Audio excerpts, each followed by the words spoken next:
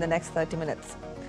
India's global outreach on Operation Sindoor continues to gain momentum. All party delegations engaged with key figures in multiple nations, highlighting India's continued fight against terrorism.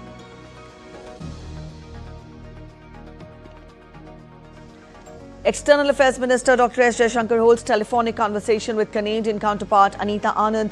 Phone call focused on strengthening economic ties and working on shared goals.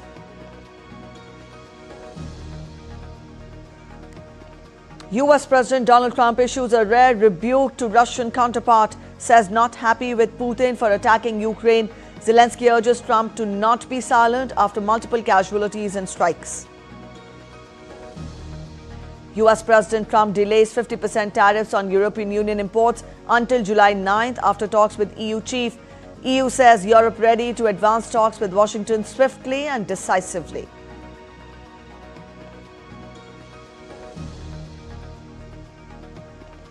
US President Donald Trump says real progress has been made in negotiations with Iran, hints at some potential good news on the issue soon. And in sports, Liverpool lift the Premier League trophy in front of fans for the first time since 1990. Star forward Mohamed Saleh wins the Golden Boot after scoring his 29th goal of the season on Sunday.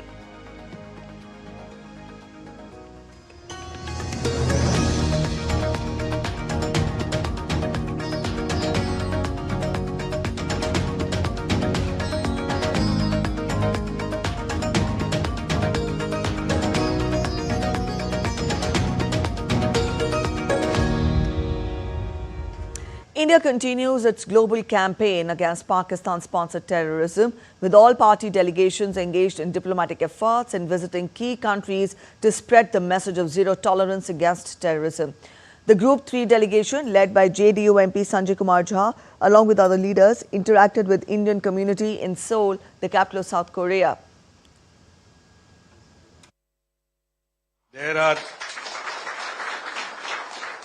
members of parliaments from ruling party, there are member of parliaments from opposition party, but we all have come together. Only one resolve, जो अभी हमारे देश में आप सब ने देखा होगा खबर में कि कश्मीर के पहलगांव में जो 26 लोगों की हत्या कर दी गई, वो छुट्टी पे परिवार के साथ गए हुए थे, सेग्रीगेट करके रिलीजन के नाम पर क्लोज रेंज से उनके फैमिली के सामने, उनके बच्चे थे, उनकी वाइफ थी, उनके सामने उनको गोली मार दी। और इस तरह का टेररिस्ट एक्टिविटी पाकिस्तान के द्वारा प्रमोट किया जा रहा है।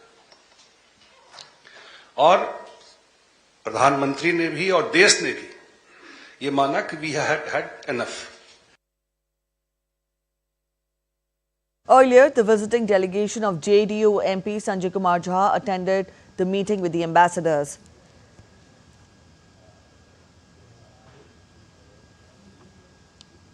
Group 1, headed by BJP MP Baichand Panda, included MPs from the BJP, AIMIM and other parties, along with former diplomats like Harsh Shringla. They arrived in Kuwait, their second destination, to showcase India's unwavering stand against cross-border terrorism. The all-party delegation, Group 2, led by BJP MP Ravi Shankar Prasad, would engage with several quarters of the French society, including having engagements with the members of the Senate and the National Assembly. The all-party delegation, led by Congress MP Shashi Tharoor, called upon the Vice President of Guyana, Bharat Jagdeo. Tharoor highlighted in his remarks that India is standing against terrorism wherever it comes from. He also said that the motive is not only to bring the evil killers to justice, but also challenging those who are financing them, training them, equipping them, and directing them to do their evil. Tremendous amount of understanding for our position on the current events with our neighbor. But equally, we had a much broader ranging conversation about Guyana's development and the scope for India to be part of this narrative. There's a tremendous expansion taking place. Guyana, as you know, has discovered a lot of oil and gas, and with that there's tremendous infrastructural changes happening, everything from highway construction to reforming the banking sector, telecoms, all sorts of areas. And there was a very clear signal that India would be welcome and Indians would be welcome to participate in this process. On meeting Prime Minister of Guyana, BJP MP Tejasvi Surya said that top officials of both these countries have spoken in favour of India and have fully supported Operation Sindoor. The last few years, after Prime Minister Narendra Modi's visit to Guyana, the relationship between the two nations has further strengthened. The objective of the mission, of course, is to communicate to the world and amplify India's message of zero tolerance against Pakistani terrorism. For almost 7 decades, India has suffered Pakistan-sponsored terrorism.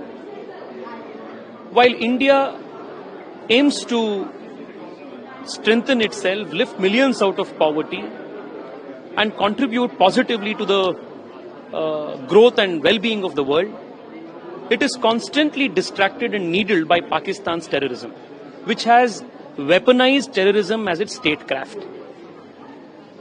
Across political parties, across regions of India, all members of parliament have come here to express India's solidarity in one voice against terrorism. And in this interconnected global world, one nation's inaction against terrorism can actually be a threat to all nations. Group 7 delegation led by NCP member Supriya Sule is visiting Qatar to showcase Operation Sindoor and India's continued fight against terrorism. Also in continuance of India's sustained fight against terrorism, we'll get you more on that. 40% of the people in Guyana are from India. We have a relationship that is over 150 years old, right, between India and Guyana. And we're honored to have the delegation of members of parliament gracing us with this visit. Very important visit to us because it will serve to concretize the relationship between Guyana and India. And this is a very good time for our friends to India to visit. A Small Wars Journal article published on May 22nd spotlights India's rapid defense modernization, urging US military reform to match evolving warfare demands. Citing Operation Sindoor as a breakthrough in strategy and execution, the piece highlights India's strides in domestic defense production and policy innovation. It positions India as a model of adaptability, underscoring growing global military shifts and the urgency for the US to accelerate its defense transformation. The author of the article, titled India's Wake-Up Call, Why US Defense Reform Must Match the Speed of Modern War, has praised the sweeping defense reforms initiated in 2014 by NDA government led by Prime Minister Narendra Modi, listing several key aspects of the decisive step. The article mentions defense sector reform focused on India's domestic production, self-reliance and speed. The author has also lauded India's tactical and overwhelming victory in Operation Sindoor, highlighting swift, precise military response using domestically developed systems and how it struck hardened targets across the border in 4 days. The article also mentioned no reliance on US systems or foreign supply lines. The article also highlights the key systems that were used: BrahMos missiles, Akash air defense, loitering munitions, and how they demonstrated overwhelming military superiority against Pakistan and made Pakistani Chinese-made air defenses ineffective. He also factored in India's shifting focus on defense procurement, saying that India's progress in domestic defense sourcing increased from 30% to 65% and may reach the target of 90% by the end of the decade. Under a dedicated head, the author highlighted some lessons for the United States that include lessons from India's model and how it emphasizes capability, speed, and cost efficiency.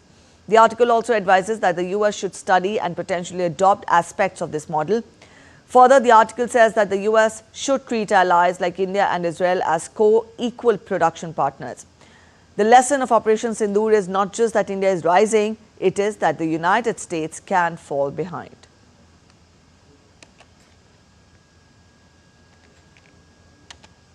In continuance of India's sustained fight against terrorism, an all-party delegation led by Kanimoy Karunanidhi, Member of Parliament Lok Sabha, had a number of engagements in Slovenia. Our correspondent Dibendu Mondal filed this report earlier on what's on the agenda for the delegation today.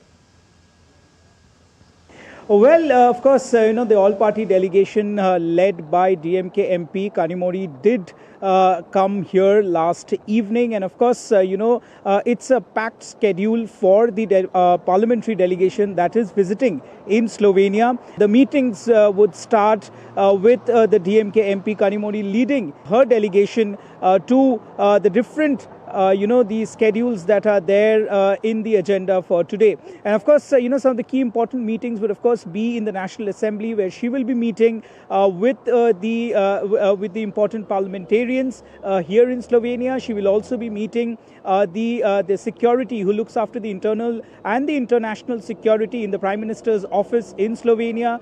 She will also be holding meetings with the academia, as well as the individual who is responsible for foreign affairs and the advisor to the foreign ministry here in Slovenia. So, of course, this is taking India's stand against terrorism to the globe. And, of course, this crucial meeting of the delegation with the important personalities here in Slovenia will bring out this message of India loud and clear, that India stands united against terrorism and against the Pakistan-sponsored terrorism. We also asked our reporter about the significance of the visits by the 7 all-party delegations to various countries to convey India's stand against terrorism.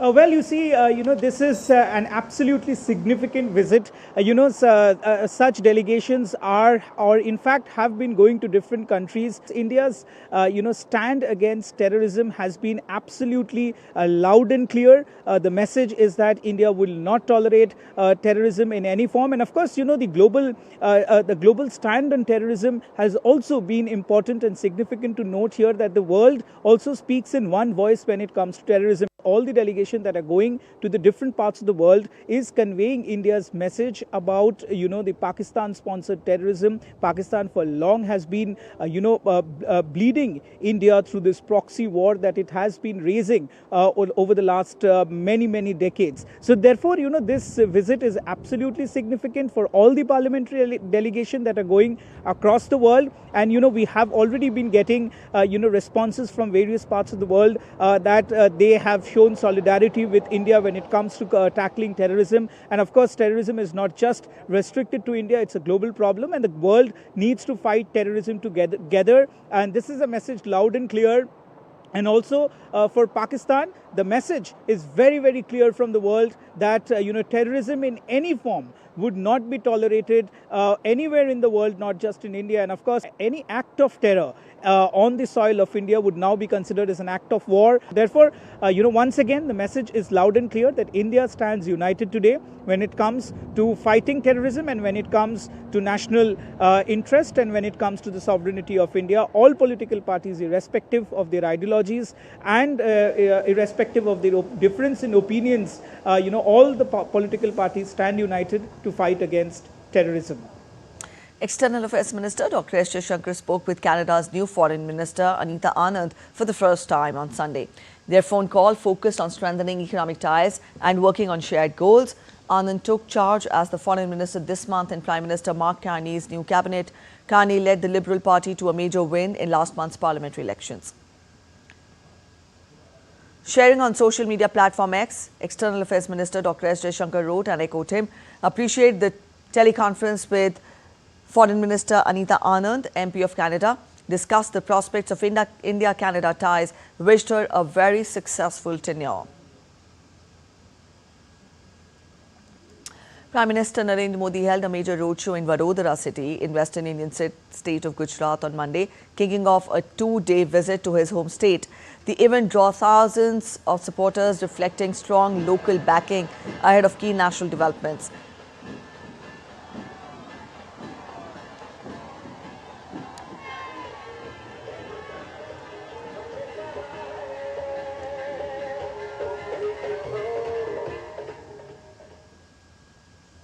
Prime Minister Modi also inaugurated and laid the foundation stones for several infrastructure and developmental projects across Gujarat. The Prime Minister inaugurated the Indian Railways locomotive manufacturing plant in Dahod, Gujarat, and flagged off the first 9,000 HP electric locomotive produced there. The state-of-the-art facility will manufacture powerful electric locomotives for both domestic use and export, boosting Indian Railways freight capacity. These initiatives aim to enhance connectivity, promote urban renewal, and drive economic growth as part of the Viksit Bharat vision. His visit highlights Gujarat's strategic importance and includes public addresses and also reviews of key government programs. Prime Minister Modi's presence in Gujarat also underscores the state's political and economic significance within India's federal framework. The Prime Minister is expected to address public gatherings and review progress on flagship government initiatives during the visit. A student from Zimbabwe currently studying in Gujarat attended Prime Minister Modi's roadshow in Vadodara and voiced strong support for India's stance against terrorism. Let's hear what he had to say. The program was just a way of us showing that we stand with anti-terrorism, because if we look at how it all started, they attacked tourists in India, but how India acted upon the whole situation, they attacked terrorist bases. So here we are as Paru students from different countries, we stand with India, and we are here to show that we stand against terrorism. So that's why you see so many people from other countries are here, so that those other countries are also standing with India and fighting against terrorism. On May 26, 2014, Narendra Modi took oath as India's Prime Minister, marking a shift from decades of coalition politics to a strong, clear mandate. His administration introduced pivotal reforms, paving the way for India's emergence as the fourth largest economic powerhouse of the world. Here's a detailed report.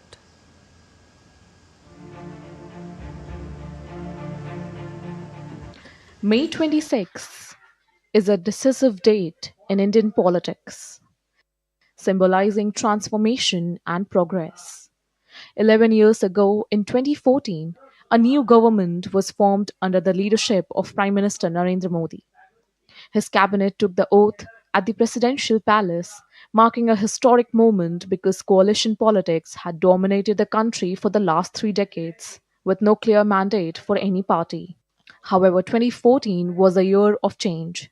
The Bharatiya Janata Party, led by Narendra Modi as its prime ministerial candidate, secured a remarkable victory, winning 282 Lok Sabha seats. BJP on its own crossed the halfway mark for simple majority in the lower house. Upon taking office, Prime Minister Modi launched a strong fight against corruption, adopting the mantra of Sabka Saath, Sabka Vikas. The government undertook several initiatives, including improving financial inclusion of the weaker section by opening Jan Dhan accounts for millions, access to clean cooking fuel through the Ujjwala scheme, improving power connectivity via the Ujala program. Major reforms like infrastructure development, tax reform, and the removal of outdated laws went a long way to improve ease of living. Direct benefit transfer ensured the money reached the beneficiary directly without any intermediary role, effectively decimating any scope for corruption. The new regime and push for reforms has also meant that youth have got all the support they need for their startup ideas. Consequently, Indian startup ecosystem is one of the best performing in the world. Over the past decade, India has witnessed remarkable changes, with all sections of the society actively participating in economic and social empowerment. The vision of a developed India has become a collective resolve, and emerging as the world's fourth largest economic power is a testament that the reforms and other initiatives are propelling the nation in the right direction. Bureau Report, DD India. 8 containers from a Liberia-flagged vessel MSC Elsa 3, which sank off the Kochi coast in Kerala due to flooding on May 24th, have been found near Kollam. All 24 crew members were safely rescued, 21 by the Indian Coast Guard and 3 by INS Sujata, according to the Indian Coast Guard. A coordinated operation by the Indian Coast Guard and Indian Navy successfully saved all the crew members after the Liberian ship carrying hazardous cargo sank off the Kerala coast. US President Donald Trump issued a rare rebuke to Russian leader Vladimir Putin on Sunday, saying that he was not happy with him after Moscow launched a record number of drones against Ukraine. I'm not happy with what Putin's doing. He's killing a lot of people, and I don't know what the hell happened to Putin. I've known him a long time, always gotten along with him, but he's sending rockets into cities and killing people, and I don't like it at all, okay? We're in the middle of talking, and he's shooting rockets into Kiev and other cities. I don't like it at all. Responding to a question on the tarmac in Morristown, Trump said that he was absolutely considering increasing U.S. sanctions on Russia in response to the latest drone attacks. The U.S. president intensified his criticism of his Russian counterpart by calling him crazy via a social media post. Trump, in a post on his official Truth Social account, said, and I quote, "I've always had a very good relationship with Vladimir Putin of Russia, but something has happened to him. He has gone absolutely crazy." Trump did not stop short of criticizing Ukrainian President Zelensky, posting that the Ukrainian leader is doing his country no favor by talking the way he does. Everything out of his mouth causes problems. I don't like it, and it better stop. Trump spoke in reaction to a Russian barrage over 360 drones and missiles at Ukrainian cities overnight on Sunday, including in the capital Kyiv, in the largest aerial attack of the conflict so far, killing at least 13 people and injuring dozens more.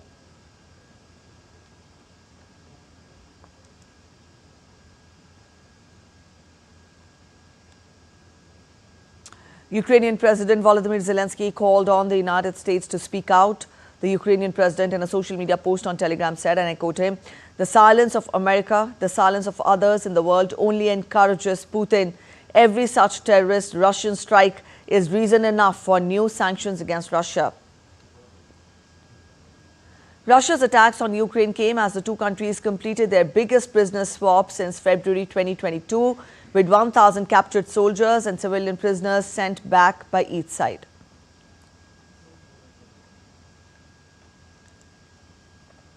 U.S. President Donald Trump on Sunday backed off his threat to impose 50% tariffs on EU imports, agreeing to extend trade talks until July 9th. Trump on Friday had warned of steep tariffs starting June 1st, citing frustration over stalled negotiations, sending shockwaves through global markets. However, after a phone call with European Commission President Ursula von der Leyen, who requested more time to reach a good deal, Trump agreed to delay. He told reporters that she assured him that they would rapidly get together and find common ground. Von der Leyen called the conversation good in a post on X and affirmed the EU's readiness to move swiftly. The new timeline restores the original 90-day window set by Trump in April. She just called me, as you know, and she asked for an extension on the June 1st date. And she said she wants to get down to serious negotiation because I've told you specifically, haven't I told anybody that would listen? They have to do that. And we had a very nice call, and I agreed to move it. I believe June 9th would be, July 9th would be the date. That was the date she requested. Could we move it from June 1st to July 9th? And I agreed to do that. And that she said we will rapidly get together and see if we can work something out. U.S. President Donald Trump said on Sunday that real progress, serious progress has been made in negotiations with Iran, hinting at potential good news on the issue soon. Speaking in New Jersey before heading to Washington, D.C., Trump suggested that additional talks with Iran could take place very soon. This follows the conclusion of a fifth round of discussions in Rome on Friday between U.S. and Iranian officials. Iranian Foreign Minister Abbas Araghchi acknowledged the possibility of a breakthrough, noting that Oman had introduced several constructive proposals during the talks, offering a potential path forward in the long-standing nuclear dispute. We've had some very, very good talks with Iran, and I don't know if I'll be telling you anything good or bad over the next 2 days, but I have a feeling I might be telling you something good. We've had some real progress, serious progress. Very soon, the Iran talks. I can't tell you what's going to happen tomorrow. I can tell you the Iran talks have been going very well. Let's get to other updates now. The Indian Meteorological Department has forecast heavy rainfall and thunderstorms across several regions, with warnings extending until the end of the week. IMD has forecast heavy rainfall in coastal and south interior Karnataka, Kerala, Tamil Nadu and Puducherry today. Andaman and Nicobar Islands, Konkan, Goa and Maharashtra can also witness rainfall today. Met Department has also issued a heat wave alert for Rajasthan, forecasting that extreme temperatures will persist over the next 5 days. As per the IMD, severe heat wave conditions are forecast to continue in Rajasthan until May 27th and in Punjab, Haryana, Jammu and Kashmir until May 26th. India's western state of Maharashtra is facing heavy rains with thunder and lightning and have been lashing Mumbai city and its suburbs since Sunday night. The heavy downpour has affected road traffic due to waterlogging in low-lying areas in Sion, Dadar, Andheri, Kurla and King's Circle. Rail traffic has also been affected with waterlogging between the railway tracks at several stations. Meanwhile, heavy rains had created flood-like situation in villages near Karaha River, with many rivers still under the impact. A total of 8 villagers were rescued by the rescue team. Heavy rains continued in many parts of the state, and the Met Department has predicted that heavy rains in the next few hours, especially in Mumbai, Konkan and Maharashtra, the western part of Maharashtra, will persist. State administration has been directed to remain on alert and carry out relief work. The Met Department has predicted heavy rainfall with strong winds of 50 to 60 kilometers per hour and lightning in some places in Mumbai districts in the next 3 to 4 hours. A red alert has been issued for Mumbai suburbs. On to sports updates now. Liverpool lifted the Premier League trophy in front of fans at Anfield for the first time since 1990 on Sunday with a 1-1 draw against Crystal Palace. Mohamed Saleh's late equaliser, which was also his 29th goal of the season, cancelled out Ismaila Sarr's opener at a jubilant Anfield. After the match, Saleh was given the Golden Boot and Playmaker of the Season award for scoring the most goals in this Premier League season. It is the 4th different season that Saleh has finished as the Premier League's top scorer, equaling Arsenal legend Thierry Henry's record for most Golden Boots. That's it in this edition of DD India Live, but let us know your thoughts on the news of the day. For those of you on the go, you can get all the latest news and updates from India and across the world on the DD India mobile app. This app is available on both Android and iOS platforms, and you can download the respective QR codes. We'll be back with more news as it breaks here on DD India. I'm Preeti Kaur signing off, and from all of us here in Delhi, thanks for watching DD India Live.